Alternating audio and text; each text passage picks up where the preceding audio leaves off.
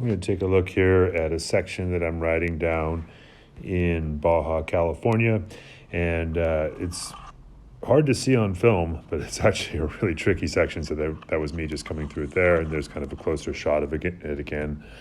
We'll take another look here.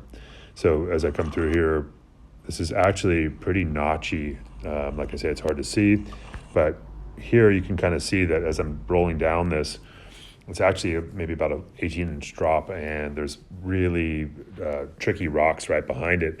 And in an effort to get my front wheel to carry a little bit further through this, I'm actually taking different lines with the front wheel and the back wheel. So we're just going to take a look at that. So what you can see here is as I'm moving into this little roll down drop, it's not something that I can actually drop because the trail turns and there's a lot of exposure down toward the ocean there. But as I'm coming in here, what I'm letting my front wheel do is to ride high off this rock. You can really see how it's riding super high, and that carries it out far enough to get it past where it's going to catch on the rocks behind it. And then my back wheel takes a little bit more of an inside line. So this is kind of just a way to get through sections sometimes where we're not actually taking the same line with both wheels. Again, if I'd actually taken the inside line here with the front wheel, the line that the back wheel is going to take, the front wheel wouldn't have carried far enough to get me over the rocks that are behind it. So here my front wheel carries just far enough that I'm able to roll this section. The back wheel comes down and it catches like down into the tricky rocks, but that's okay. If the front wheel had gone down there, I'd probably have been in trouble. I'm just going to look at it here from the front view again.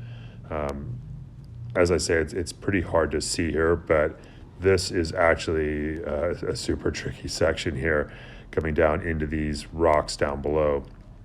And again, just using this technique of getting the front wheel to carry high. And this is really something that is kind of just intuitive for a really advanced rider to start to do.